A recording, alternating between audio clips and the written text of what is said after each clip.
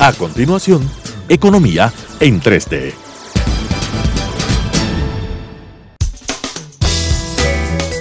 Clasificación A. Apto para todo público.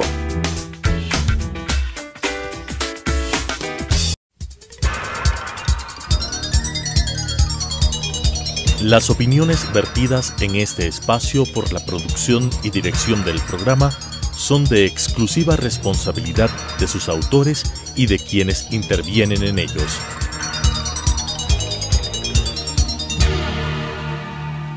Telesucesos Canal 29 presenta Economía en 3D. Nuevamente con ustedes, estimados amigos, Economía en 3D con Daniela Oleas, Rodrigo Espinosa y Mauricio Pozo. En esta entrega donde vamos a hacer una revisión, un análisis sobre las medidas económicas anunciadas por el presidente de la República hace pocos días y que están dirigidas, según el mensaje presidencial, a resolver problemas como el empleo, la producción y el bienestar general de los ecuatorianos. Queremos, tal vez para iniciar la conversación, decir desde mi punto de vista particular que una cosa son las medidas económicas, otra cosa es lo que uno podría sentir como un programa económico. Un programa económico es algo estructurado, algo que tiene bases, que tiene metas específicas, que tiene instrumentos, que hay un cronograma de acciones a seguir con fechas y que abarca toda la economía. Eso es lo que uno entendería como un programa económico.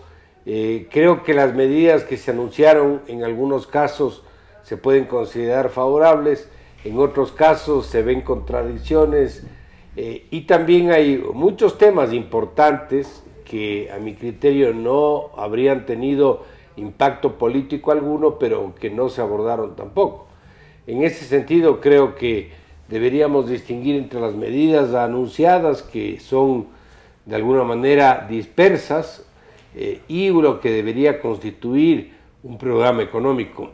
Simplemente para ponerle algo de lógica a este tema, yo diría, ¿cuál es el programa económico, o más bien, cuáles son las metas del programa económico del actual gobierno?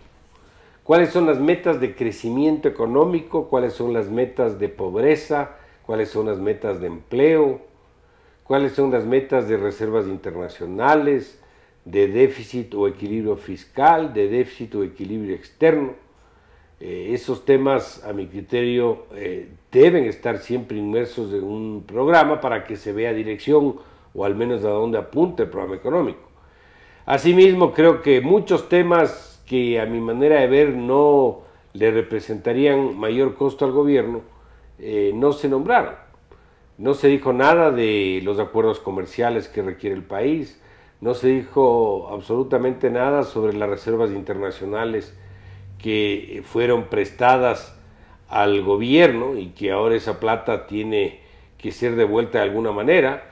No se dijo nada del problema de la seguridad social, y ahí podemos pues seguir enumerando una serie de aspectos que son de interés para el país y que no fueron abordados. En este sentido, creo que fue un programa económico que no tiene toda la coherencia que debería tener, no aborda todos los temas que debería abordar, pero obviamente tampoco podemos desconocer que no es positivo que se busque estimular sectores, o que se haya dicho que va a haber una sola reforma tributaria y ahí no se topará este mercado para los próximos 4 años. Creo que eso es positivo.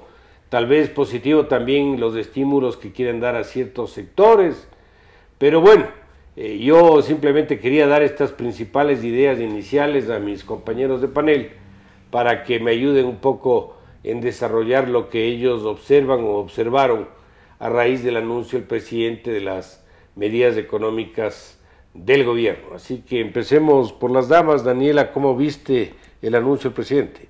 El anuncio del presidente era un anuncio que todos estábamos esperando y que causaba mucha expectativa, Por un lado, había mucha gente que pensaba que podía ser un paquetazo. Las personas que son seguidoras de Rafael Correa decían va a haber un paquetazo, van a ver cómo esto va a ir en contra de la población más pobre. Y por el lado de las personas que no son correístas, esperábamos un programa económico. La verdad es que no fue ni lo uno ni lo otro.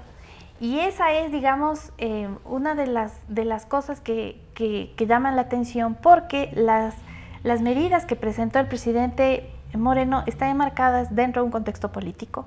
Se nota claramente que él está pensando en las elecciones en relación a la consulta popular. Él nombró parte de las preguntas, sobre todo hizo alusión a la ley de plusvalía como parte de la reforma que él está planteando. Él dice esto forma parte de este paquete. Y nosotros estamos buscando básicamente no afectar a los más pobres, esto no es un paquetazo, y queremos incrementar el empleo. Pero claro, no es una cosa, o sea, básicamente desde mi punto de vista lo que se hizo es un tema básicamente impositivo sobre el impuesto a la renta, una disminución en algunas partes, un incremento en otras, pero no estás hablando de un programa. Rodrigo. Sí, en realidad no es un programa, ¿no? Él está señalando que el programa viene después. Estas son unas medidas que lo que se buscaba es mejorar la competitividad, apoyar a la dolarización, eso se hablaba. Mucha gente esperaba que se presentara algo que corrija el problema fiscal. Entonces, aquí no hay nada de eso. Aquí el grueso de las medidas se concentran en la parte arancelaria, ¿no? Y me parece a mí que se lo ha presentado con mucha audacia, sin tomar en cuenta que las salvaguardias fueron uno de los motivos para la caída del Producto Interno Bruto. La caída de las importaciones generó una caída significativa en la actividad económica y en el Producto Interno Bruto. Y ahora se está volviendo, se insiste en poner trabas a las importaciones. Pero lo que se añade, uno esperaría algo consistente en la política arancelaria. Pero hay criterios que muestran mucha audacia. Por ejemplo, el director de la CNI señala y dice: el 70% de las importaciones formales se presentan a precios de 1 a 5 centavos. Entonces, ¿y él qué hizo para evitar que si aquí hay subvaloración? ¿Qué hizo él? No ha hecho nada. Él dice que esta situación ha generado, ahí sí, con números exactos, dice, una reducción, una defraudación al fisco de 2.353 millones.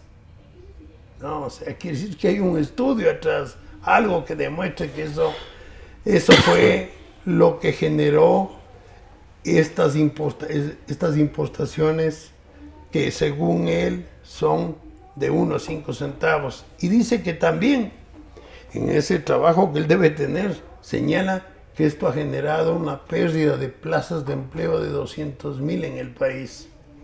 Entonces él dice, para corregir se aplicará la tasa de 10 centavos a cada unidad de producto importado, o por kilo o litro si son importaciones al granel, caso de trigo o importaciones de líquido. Con esto él señala, con esta decisión, los importadores estarán obligados a sincerar los costos verdaderos. O sea, todo esto de aquí, si uno usa el sentido común, encuentra que hay cosas que son terriblemente fuera del sentido común. Hablar de que el 70% de importaciones pagan de 1 a 5 centavos, que la defraudación exacta son 2.353 millones y que han perdido empleo por 200.000. ¿Dónde está el estudio que demuestre eso? ¿Dónde está el estudio? Y que con estos 10 centavos él va a eliminar lo anterior. Que parece que si estuviéramos en un país, si eso escucha uno a un estudiante, uno le pregunta, ¿de dónde sacas esas cifras? ¿Cómo logras con estos 10 centavos resolver el problema? Además, explica y dice él que aduanas hay ganancias del 677% y del 36.566% que se han registrado por estas importaciones, dice. Esta rentabilidad solo es posible a través de un sistema de defraudación a la hora de declarar. Esto también tiene que tener un estudio que nos demuestre, que nos diga que eso ha pasado. Por eso propone colocar una tasa de control para cada unidad de productos de 10 centavos, dice, y que esa es una resolución que solo depende de aduanas, no necesita de nadie más. Además, él señala que esta medida de los 10 centavos no afectará a los acuerdos comerciales con la Unión Europea o con la Comunidad Andina, debido a que es una medida interna de control. ¿Te das cuenta? Eso es lo que está diciendo. ¿Qué pasaría en el Ecuador si por cada banano se cobrarían 10 centavos? O por cada racimo de bananos se cobra 10 centavos. ¿No impacta eso a nuestras exportaciones y creen que la Comunidad Económica Europea va a quedar tranquilo con estos 10 centavos de este famoso estudio? Seguramente, porque debe haber un estudio para que el presidente haya aceptado. Adicionalmente, sobre lo mismo, se dice que se van a incrementar aranceles a 375 partidas al tope permitido por la Organización Mundial del Comercio. Dice él, otra cosa que señala que está fuera del sentido común, dice, el 90% de las importaciones no están en este listado de las 375 partidas. Quiere decir que las 375 partidas están en el 10%, pero están. Frenar las importaciones que se han incrementado, lo que él dice, esto van a frenar las importaciones que se han incrementado en 44% de los productos que antes tenían salvaguardias. Y hay cosas que comienza a utilizar el inglés, ¿no? Con la audacia. Y dice, voy a utilizar la Big Data para controlar esto. ¿Qué es la Big Data? Es información sobre los precios de los productos en el mercado mundial. ¿Por qué no usó antes?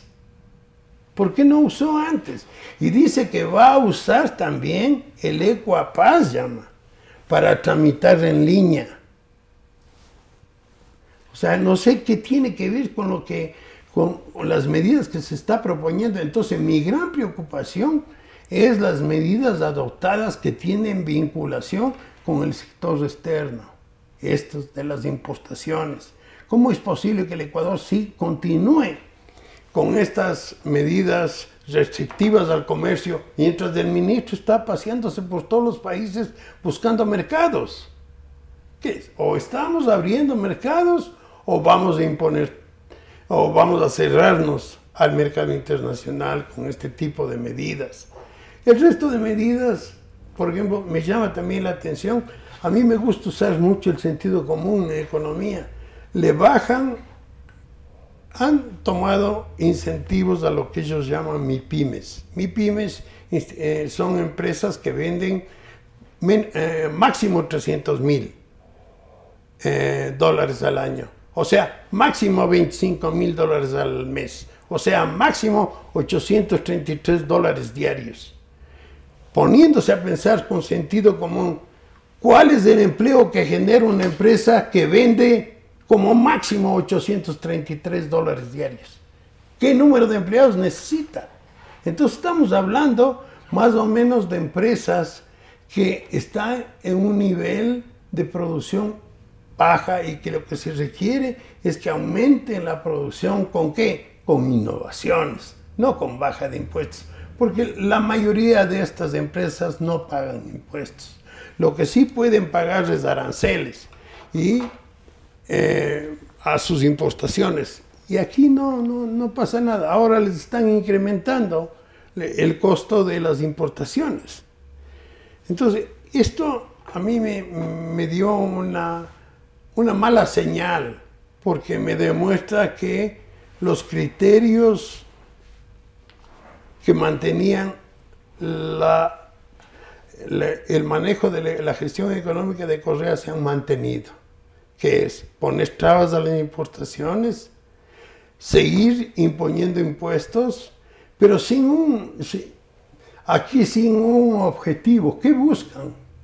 No se puede uno ir afuera a solicitar mercados y adoptar como primera medida económica el aumento de aranceles. No tiene lógica, no tiene, o es lo uno o es lo otro. Y con eso no va a resolver el problema de balanza de pagos. No resuelve nada el problema de balanza de pagos. Más bien genera problemas de balanza de pagos porque sencillamente esto no, y las salvaguardias no fueron un incentivo para la producción nacional. Esto no va a ser un incentivo para la producción nacional. La producción nacional no necesita este tipo de apoyos, necesita que le ayuden con innovaciones, que les ayuden a tecnificarse, que les ayuden a buscar mercados, que les ayuden a gestionar mejor. Pero eso sí, yo realmente lamento mucho que se hayan burlado, diría yo, de la racionalidad de la gente en el Ecuador. Bueno, Rodrigo ha hecho una explicación larga y detallada de los temas del sector externo. Tal vez para darle un poco más de información al público, decir que en primer lugar, si uno establece un programa y dentro del programa está una mayor inserción del Ecuador en el mundo, porque dice, por ejemplo, sostengamos la dolarización. Las políticas que se diseñen y se apliquen deberían, a mi criterio, ir en esa dirección. ¿Qué significaría eso? Significaría, por un lado, promover exportaciones. ¿Cuáles son las medidas que sustentarían un incremento de exportación? Una medida es, obviamente, buscar acuerdos de comercio que nos permita vender en mejores condiciones, con menos impuestos o con cero impuestos, sobre el cual no ha habido una información oficial, al menos hasta este momento. No se dijo eso. El tema de la inversión extranjera. El tema de la inversión extranjera que podría ayudar el que no se topen impuestos, pero no podría ayudar el que se suban impuestos. O que, por un lado, se diga que se favorece a un segmento y por otro lado se castigue con aumentos impositivos o aumentos, en este caso, arancelarios de la parte del comercio exterior. Es decir, ese principio tampoco se estaría cumpliendo. El tercer elemento de favorecer el sector externo, la dolarización, es promover financiamiento en buenas condiciones. ¿Cómo yo promuevo financiamiento en buenas condiciones? A través de una reestructura, por ejemplo, de la deuda pública. ¿Qué se dijo en torno a reestructurar la deuda pública, sobre todo externa? Nada. Nada. El país, a mi criterio, y eso lo hemos dicho creo muchas veces en este programa, demanda un acuerdo internacional para buscar un aval que le permita bajar el riesgo y de esta manera poderse sentar con los acreedores a buscar un intercambio, una renegociación, un reperfilamiento, como se quiera llamar, de la deuda pública, sobre todo externa.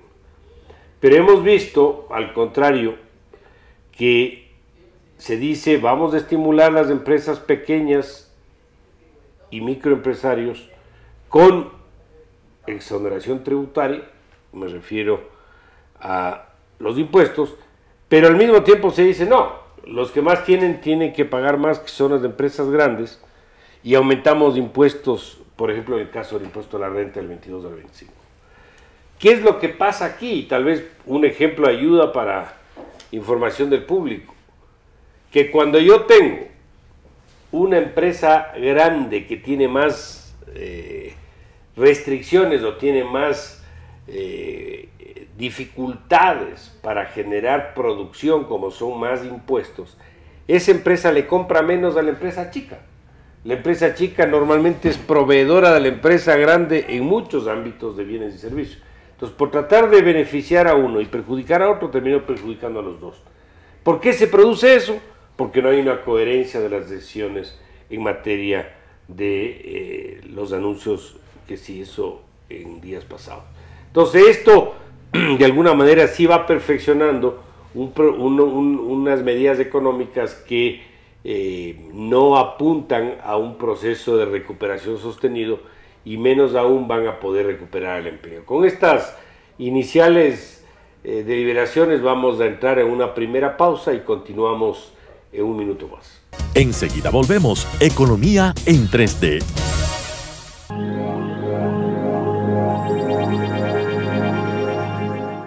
Por favor, acompaña a Leticia todo el tiempo. Ella es nueva y este es su primer día. Mami, no la puedes descuidar. Mami, es todo otra estará cosa, bien, otra de veras. cultura. Asegúrate de estar Muy con bien. ella todo el tiempo. Que Adiós, les vaya mami. bien y que se divierta.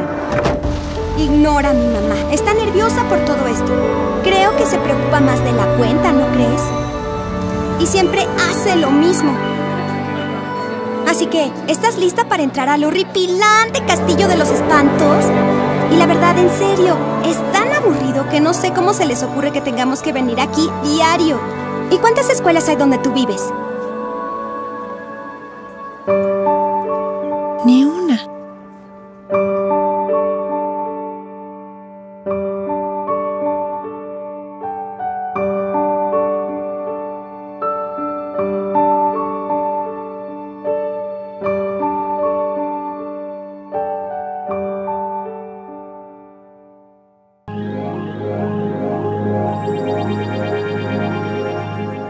Continuamos. Economía en 3D.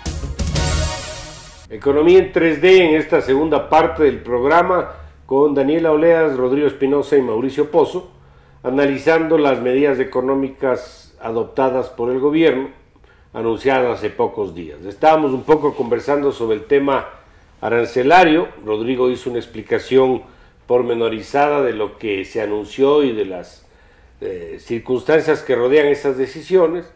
Yo he añadido algunos temas sobre esto donde se de alguna manera muestra una falta de coherencia en las decisiones.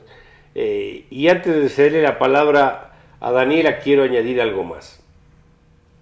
Cuando se adoptan decisiones de política pública, un tema súper importante es cómo percibe la ciudadanía, cómo percibe el inversionista de aquí o de afuera el anuncio del gobierno o el anuncio de la política pública. Si ve una ruta por donde va a transitar el manejo económico, si ve un norte claramente definido, existen más posibilidades de que se decida invertir. Hace pocos días salió en los medios el Premio Nobel de Economía, el señor Richard Thaler, donde él, en base a sus investigaciones, aporta con el criterio de que la psicología de los agentes es básico en las políticas públicas, y en ese sentido, si los inversionistas, si de aquí o de afuera, los ciudadanos, los empresarios, pequeños y grandes, ven con claridad hacia dónde va el gobierno, pueden invertir y pueden cortar gente. Si no lo ven, simplemente no lo van a hacer. Unos dirán, sí, pero se está beneficio, por ejemplo, se dando beneficios, por ejemplo, para el que trae capitales, una exoneración del impuesto a la renta por 5 años. Pero al mismo tiempo le suben aranceles de eventualmente algunos insumos que va a requerir ese inversionista que va a traer su plata. O le van a cobrar cuando saque recursos afuera porque no se dijo nada tampoco del impuesto a la salida de divisas. Entonces, como que no hay sindéresis entre las unas acciones y las otras. Entonces, en ese sentido, yo sigo creyendo que las medidas, lamentablemente, al menos hasta este momento, no van a alcanzar ese proceso de recuperación económica y de empleo que busca y ha anunciado el gobierno. ¿Cuál es tu criterio en esto, Daniela? Hay un tema que a mí me llamó la atención. Uno de los anuncios dice que se incrementa el impuesto a la renta para las sociedades que desarrollen, que tengan ventas superiores a los $300.000, siempre y cuando que garanticen, pero no a las micro y pequeñas empresas, ni tampoco a aquellas que garanticen un ingreso permanente de dólares al país. ¿Qué quiere decir con eso? Porque cuando él dice ni aquellas actividades que garanticen un ingreso permanente de dólares, se referirá a las empresas petroleras. A las exportadoras. A los exportadores. A los exportadores. Yo creo que sí, porque son las empresas que traen a los dólares. exportadores. Pero, por ejemplo, ese anuncio que hizo dentro de todo queda muy ambiguo. Y uno de los temas que a mí me llamó la atención es la ambigüedad de muchas de las declaraciones. Por ejemplo, cuando hablaba de las partidas arancelarias, cuando hablaba de estos temas, dice la aplicación del impuesto de la renta al 13º sueldo de los ecuatorianos que perciben más de $3.000 mensuales. O sea, los otros que trabajan aquí que no son ecuatorianos, no, o sea, no me queda claro. O sea, hay ciertas cosas así que no me cuadran. Y uno de los temas que hablaban hoy los exportadores en una de las entrevistas que les hacían era: nosotros necesitamos asegurar la competitividad de la producción, y de ese tema no se habló en realidad. Ellos lo que dicen es un país excesivamente caro, no estamos atacando el problema, que es justamente los costos de producción. Nosotros necesitamos apoyo en ese tema. Y eso tampoco se menciona. O sea, es como que todo queda muy ambiguo. Bueno, yo te diría, si el anuncio inicial del gobierno y del presidente fue que vamos a fortalecer la dolarización, y esa es una meta, pongámoslo ahí como una meta, un objetivo del gobierno, las acciones que aplique y las políticas que dice tienen que ir en esa dirección. La dolarización es un régimen cambiario de uso de una moneda externa que demanda, entre otras cosas, un flujo libre de capitales, de entrada y de salida. Porque si no hace eso, estamos impidiendo que la dolarización se fortalezca mediante el ingreso de dólares que en un buen ambiente no tienen por qué salir, pongan o no pongan impuestos a la salida de divisas. Entonces, si yo quiero fortalecer la dolarización, insertarle al Ecuador en el mundo para generar empleo, que es una política que persigue el gobierno, no debería darse el principio, no el principio, sino la decisión de aumentar aranceles. O no debería darse el que no se aborde una reducción, aunque sea gradual, del impuesto a la salida de divisas. O no debería producirse esta suerte de tratamiento distinto a la empresa pequeña, a la grande, como que no están vinculadas la una con la otra. Entonces, en ese sentido, como que falta organizar las ideas aquí, como que si yo digo, sostengo la dolarización, ¿qué requiero hacer para que eso se dé? Libre flujo de capitales, aumentar los ingresos por exportaciones, ¿qué tengo que hacer? Aumentar los ingresos por inversión extranjera, ¿qué tengo que hacer? Abaratar el financiamiento externo, ¿qué tengo que hacer? Y ¿cómo hago para que no drenen recursos por el lado de las importaciones y salida de capitales?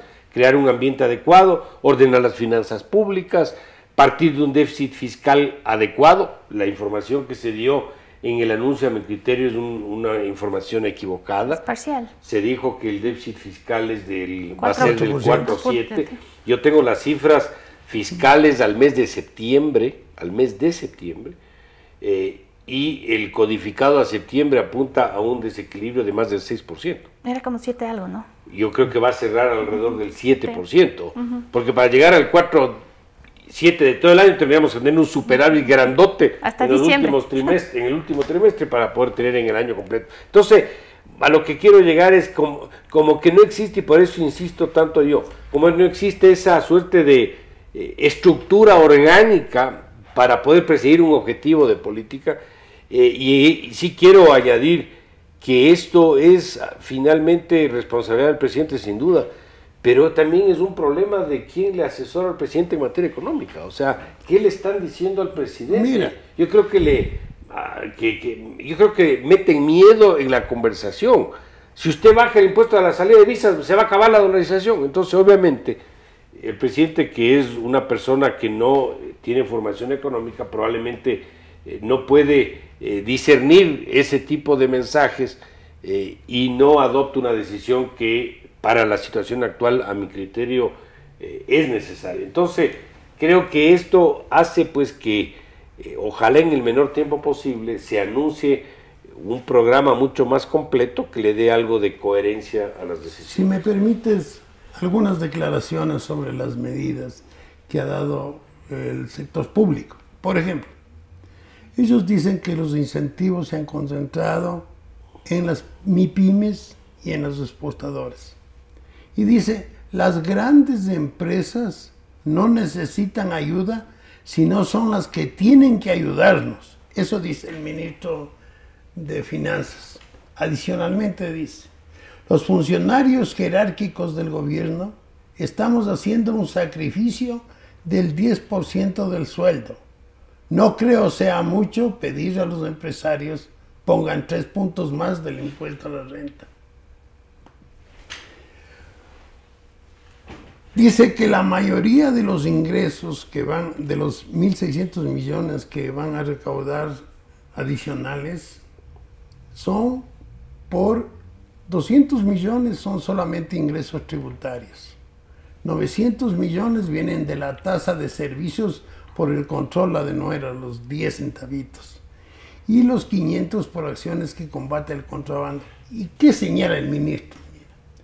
Entre comillas. Por lo tanto, la mayoría de los ingresos no viene del sacrificio de los ecuatorianos o de los empresarios, sino de revestir recursos que contrabandistas han tomado de forma ilegítima. ¿Quién le puede creer eso?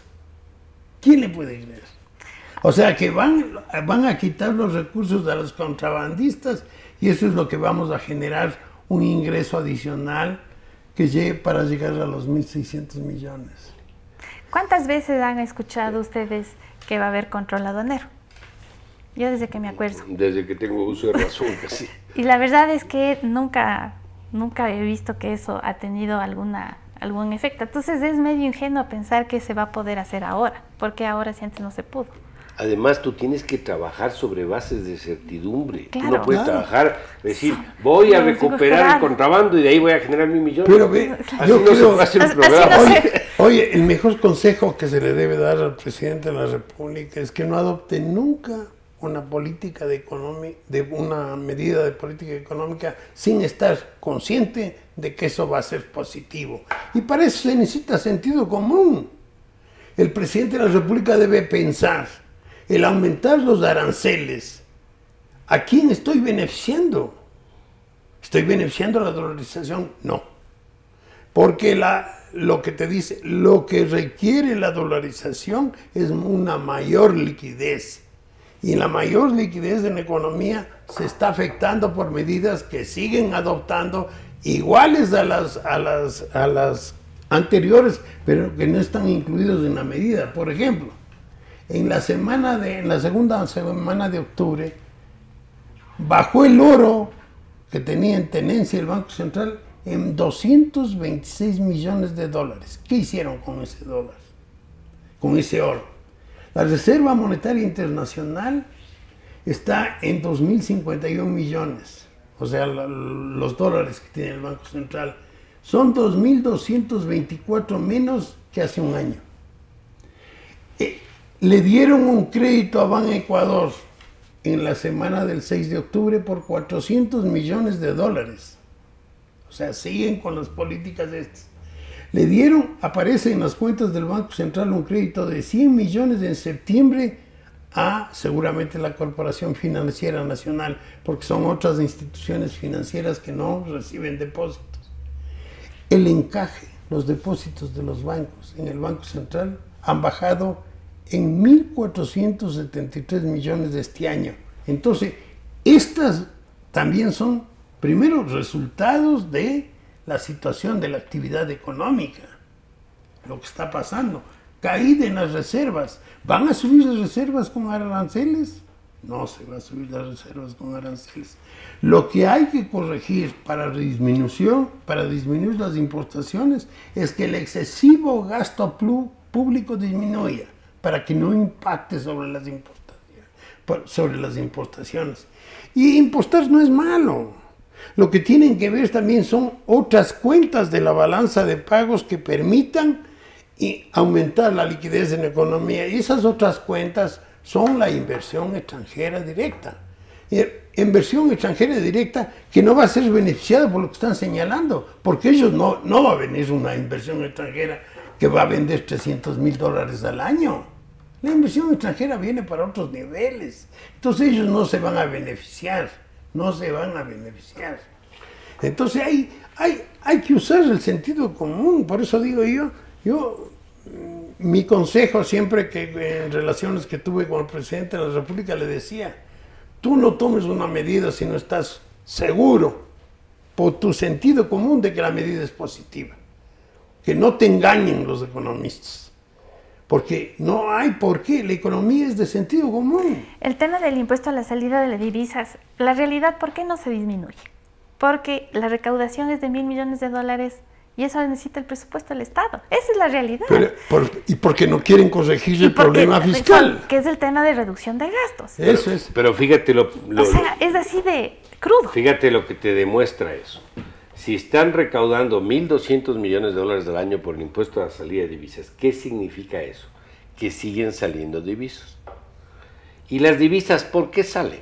Por falta de confianza. Porque no hay el ambiente adecuado. También son las importaciones y todo. Porque no hay el ambiente adecuado para que las divisas permanezcan en el país.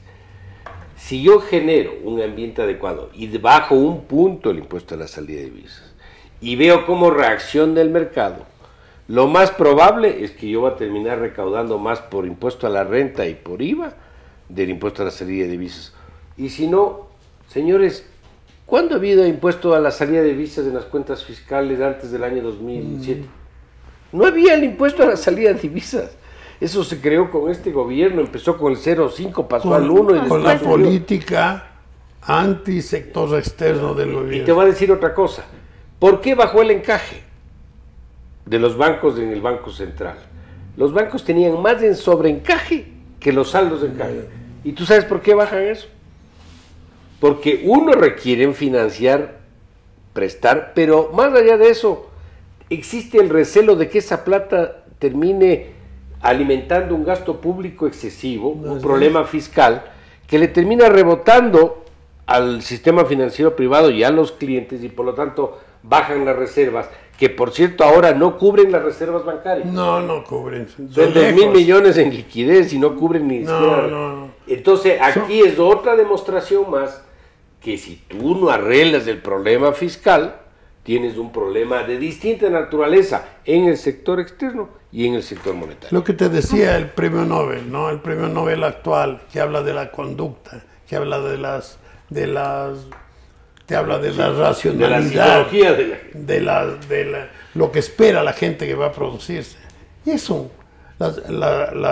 las expectativas continúan siendo negativas.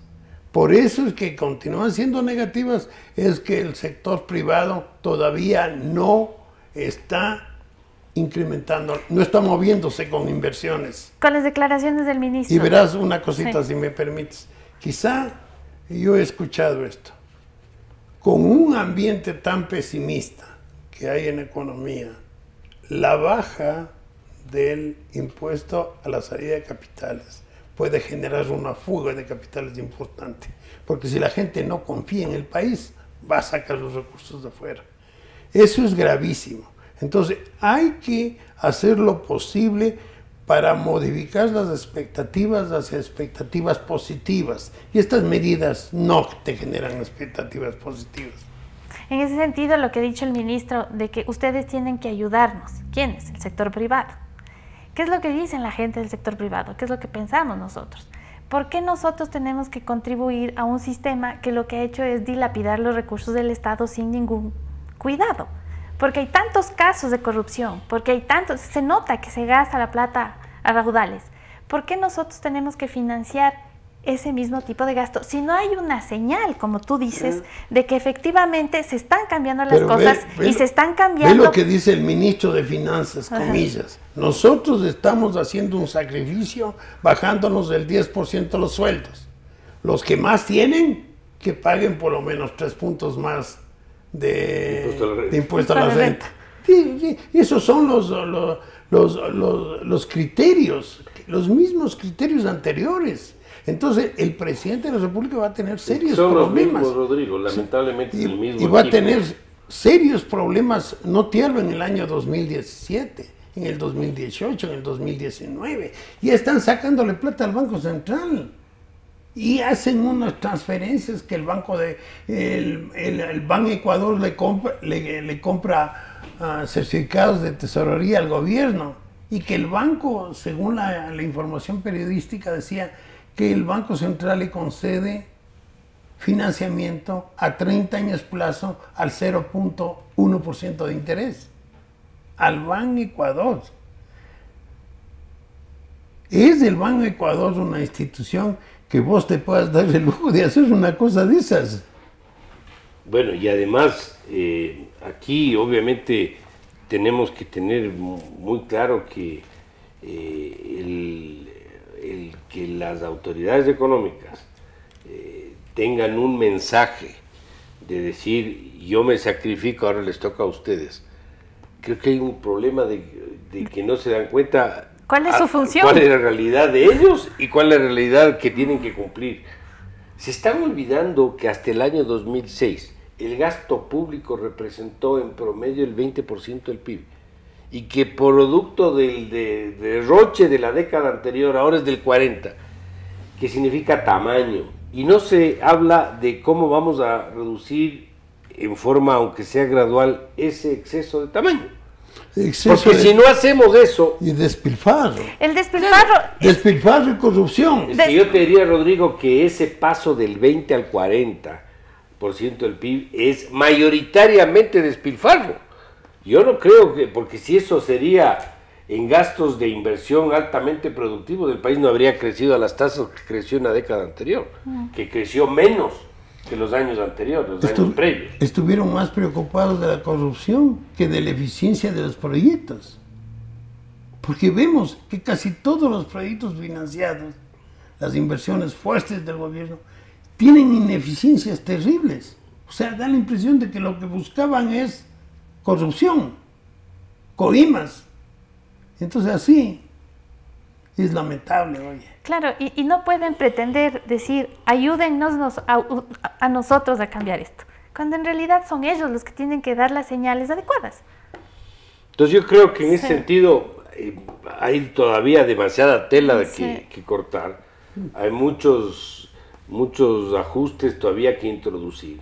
Y claro, lamentablemente la percepción de algunos, no es la percepción, perdón, el mensaje que están dando algunos sectores es que los que opinamos que falta todavía, queremos algún tipo de decisión abrupta o violenta de despido de gente o de aumento de precio de gasolina o de aumento de precio de tarifas eléctricas, cuando lo que creo que estamos tratando de decir es, señores, queremos algo integral, algo que tenga coherencia, algo que tenga norte, que tenga una dirección clara para poder tener capacidad de influir en las expectativas de la gente, positivamente.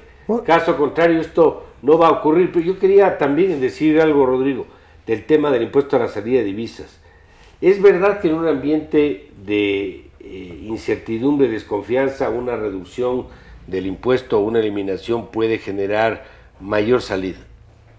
Pero precisamente por eso, precisamente por esa razón, hay que crear el ambiente para que se produzca una reducción en este sentido gradual, yo creo que hay que hacerlo gradual, para que poco a poco esas expectativas vayan cambiando conjuntamente con el resto del paquete, porque si yo adopto solo decisiones en el impuesto a la salida de divisas y no hago nada más en el resto, obviamente ese beneficio de expectativas favorables no va a llegar. Discúlpame, una cosa que yo creo que también es importante. Muchos miembros de Alianza País hablan de que la entrega del dinero electrónico a la banca es que se le está dando un negocio inmenso a la banca. Eso es lo que dice. Entonces, ¿cómo es posible que se le entregue el manejo, la gestión del dinero electrónico a la banca? La banca no ha pedido. La banca no va a ser una fuente de ingresos, porque tienen ellos ya otros canales que tienen la misma funcionalidad que el dinero electrónico. Tienen un montón de canales y no se van a crear problemas manejando el dinero electrónico. Entonces, esto es con el objetivo de bajar el uso del billete, dice. El uso del billete. Yo no sé cómo van a hacer. No sé cómo van a hacer. A lo mejor darán incentivos, otra estupidez, porque no se necesita dar incentivos pecuniarios que generen más salida de recursos del Estado, porque en realidad lo que tienen que hacer es una política racional, una política, como vos dices, tienen que tener un programa con objetivos. Objetivo de balanza de pagos, objetivo monetario, objetivos de mercado, objetivos fiscales, y buscar, ver, se habla mucho, por ejemplo, de la importancia que tiene la innovación en el crecimiento económico y el peso de la educación en la innovación. ¿Qué se está haciendo, por ejemplo, para que las MIPYMES reciban innovaciones? Nada. Nada. Eso sería mucho más importante que lo que le están dando ahora. Pero eso sería en el supuesto de que tengan claro un proyecto o un programa para mejorar la productividad de las MIPYMES, porque la innovación va directamente, afecta directamente a la producción, a la productividad, pero uno no ve que haya una propuesta clara. Pero en estas medidas se decía que iban a beneficiar la competitividad. Y la forma que de beneficiar la competitividad para ellos es aumentar los aranceles y beneficiar así a las empresas que pueden beneficiarse con el aumento de aranceles. Cuando toda la evidencia a nivel internacional va por el tema de innovación. Así es. Los países tienen que importar más y exportar más. Es lo que tienen que hacer los países. Es. Porque las importaciones tienen un componente de crecimiento económico alto. La correlación es muy alta. Y de innovación. Claro, y además hay temas que se convierten en una especie de dogmas de fe aquí. Satanizan conceptos. Dicen, por ejemplo, o se ha dicho mucho en el gobierno anterior, se repetía hasta el cansancio, que es malo la importación de bienes de consumo. ¿Qué son los bienes de consumo? Los bienes de consumo no son necesarios para promover el comercio. ¿Quién está en el comercio? ¿Qué genera el comercio? ¿Cuál es el aporte del comercio? El comercio es más del 12% del PIB. El comercio es de la tercera. ¿Y cuánta gente contrata? No es el señor que solamente vende automóviles, es el señor que repara el automóvil, es el señor que cuida el automóvil, el señor que pone la gasolina en el automóvil. Es decir, no hay como de alguna manera satanizar ciertos conceptos. Lo peor, a mi criterio, que uno puede hacer en la economía es ideologizar las decisiones. Y a mí me parece que todavía existe esa suerte de herencia perversa en el manejo económico, de que yo no colaboré, ahora que yo colaboro, ahora que los otros tienen que colaborar porque yo ahora colaboré. Que esto va a dañar la dolarización, que esto otro es beneficiar a unos y no a otros. Yo creo que el país necesita mucho más practicidad, mucha más práctica en el manejo de las cosas y hacer las cosas como el país requiere, independiente de si tiene algún color más o menos en un sentido ideológico en otro. Pero bueno, vamos a conversar sobre esto y un poco más en la tercera parte del programa. Entramos en un segundo espacio de descanso. Enseguida volvemos. Economía en 3D.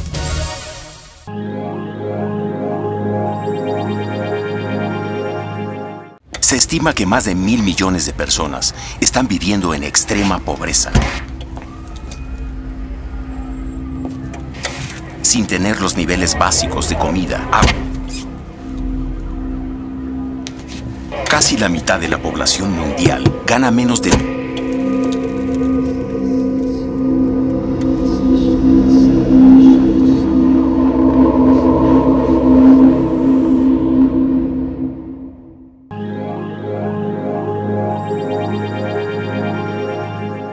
Continuamos, Economía en 3D. Nuevamente con ustedes, estimados amigos de Economía en 3D, con Daniela Oleas, Rodrigo Espinosa, Mauricio Pozo. Hemos desarrollado en amplitud los temas anunciados por el gobierno, como las medidas económicas. Hemos dicho varias cosas, la falta de integralidad, la falta de coherencia en algunas de ellas. Yo creo que van a tener que completar esto en un tiempo lo antes posible, pero sí quisiera en esta última parte del programa ahondar tal vez un par de aspectos que me parecen importantes. El país está atravesando una seria dificultad en materia de seguridad social.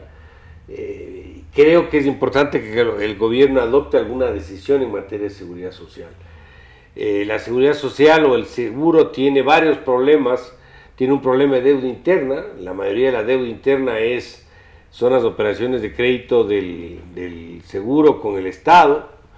Tiene un problema actuarial. Hay un informe que acaba de enviar la OIT, que es una nota técnica realmente al tema de la seguridad social del Ecuador. Es un informe de agosto de este año, donde la parte pertinente, simplemente se me disculpan hacer unos pocos comentarios, habla de la necesidad de aclarar los financieros entre las distintas prestaciones, que se requiere un análisis más riguroso para ver los problemas entre salud, pensiones, riesgo de trabajo. Habla también de que no hay suficientes recursos en el presupuesto de este año para las aportaciones. Ya para este año ya hay problemas de recursos, eso habla este informe. Habla de la necesidad en la mayor oportunidad posible, en la mayor brevedad, una evaluación actuarial integral independiente de los seguros administrados por el seguro. Es decir, un estudio actuarial que se vea cuál es la profundidad del problema para darle una salida. Habla asimismo del impacto que tuvo el retiro del 40% del aporte del Estado, que se lo hizo sin estar sustentado en una valoración actuarial, es decir, se lo hizo independiente cuál es la realidad a largo plazo del seguro.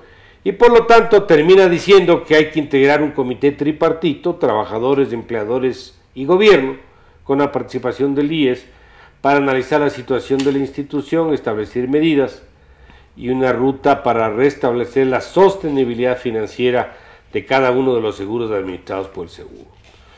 Creo que este es un tema inclusive de beneficio electoral para el gobierno, el que se lo tome como una prioridad y que se tomen decisiones sobre el particular, porque estamos todo el tiempo apagando incendios aquí, que falta plata por acá, que tenemos acá, que falta plata para esto otro, que endeudámonos para acá, pero no estamos pensando en la responsabilidad que tiene cualquier programa económico de avisorar los impactos a mediano y largo plazo. Y el tema de la seguridad social es una situación y un problema de largo plazo.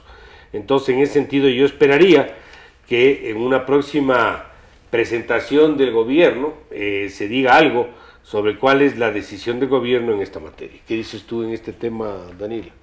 El tema de la seguridad social es complicado, y uno de los temas que a mí más me llamó la atención cuando se hizo la presentación de este informe es que se dijo que no se ha hecho un estudio actuarial independiente desde el 2003, me parece. Sí. O sea, estamos hablando de 14 años. Entonces, claro, ¿cómo es posible que se pueda manejar una institución de esta importancia sin estudios actuariales actualizados, independientes, técnicos?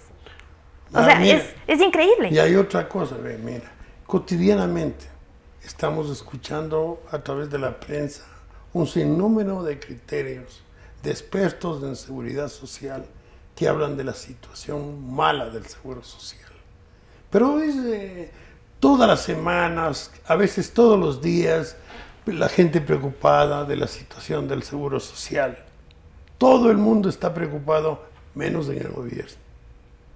El señor presidente de la República recibió la visita del director gerente del IES, que le dijo que el Ecuador, que el IES tenía un superávit. Y el presidente de la República repitió lo mismo.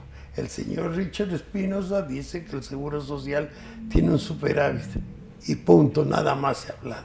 Y esto de aquí no le están dando ninguna importancia. Los criterios de gente que tienen conocimiento sobre la seguridad social. Debe haber un sinnúmero de funcionarios del propio IES que conocen a fondo lo que está pasando en el IES y que lamentablemente igual que el gobierno anterior, que solamente creía en lo que le decía la persona que estaba en ese momento encargado del Seguro Social, que para él el Seguro Social estaba muy bien, mientras el resto del país decían que está muy mal. Entonces Correa siguió con todos los lineamientos y ahora está pasando lo mismo. Eso es lamentable. Pero ¿cómo es posible que no se haya hecho estudios en tanto tiempo? Pero ve... O sea, es increíble. Pero mucho más. ¿Cómo es posible que el señor presidente de la República acepte un criterio de una persona que está totalmente cuestionada por expertos? Hay un tema que vale la pena mencionar.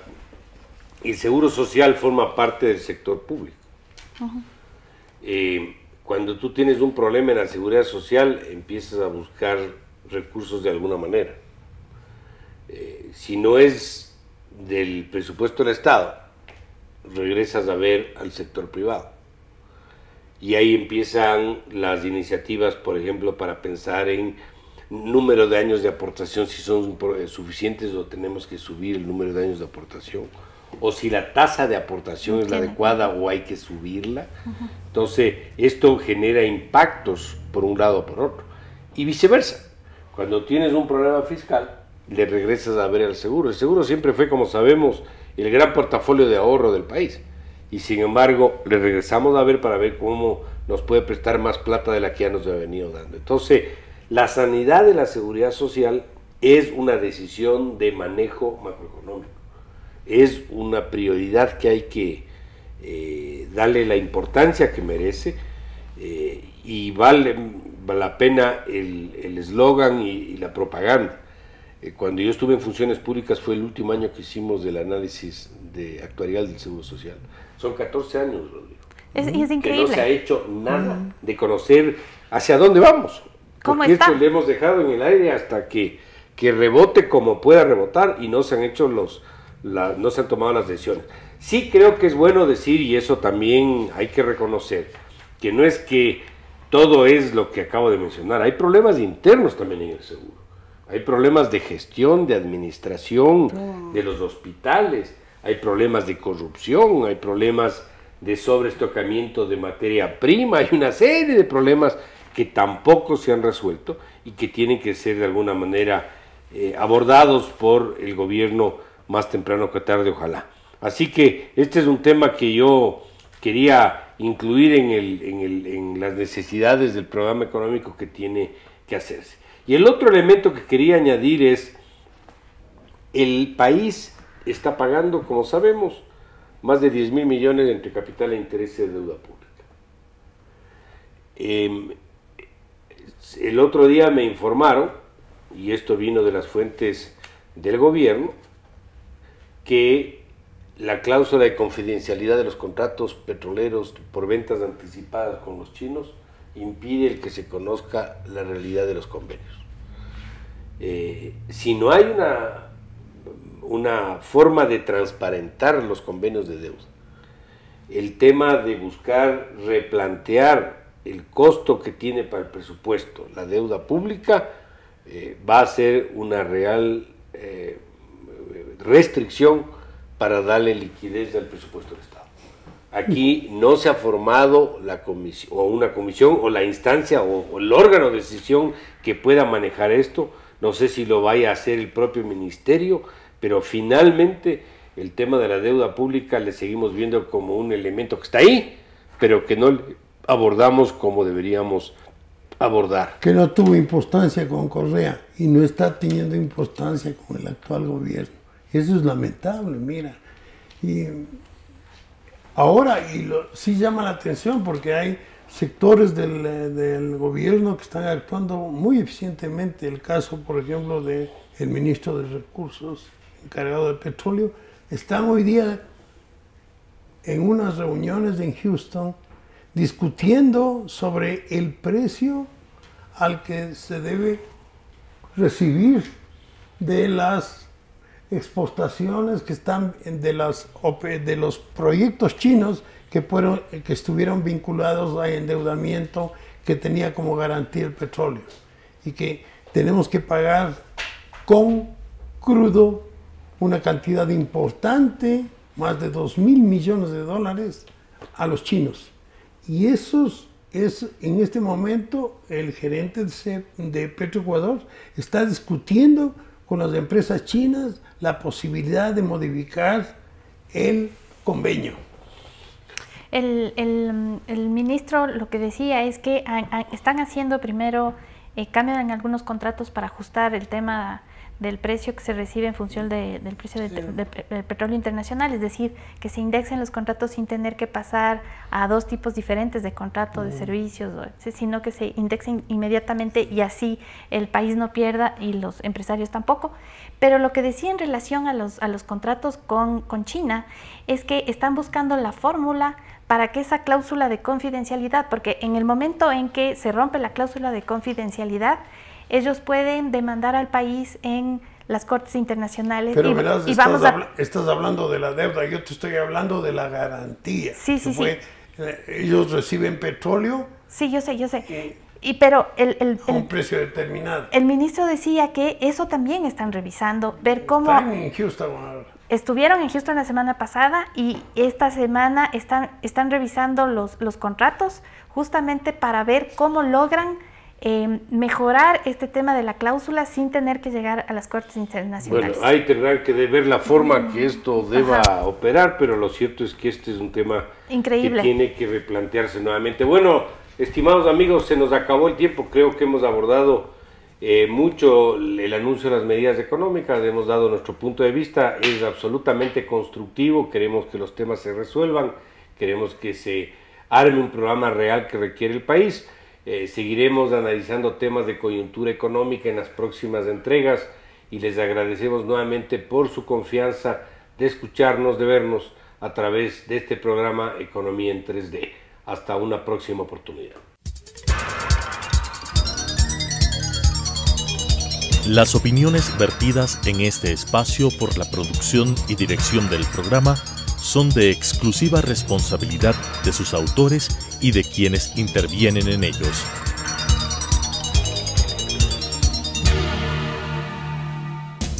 Telesucesos Canal 29 presentó Economía en 3D.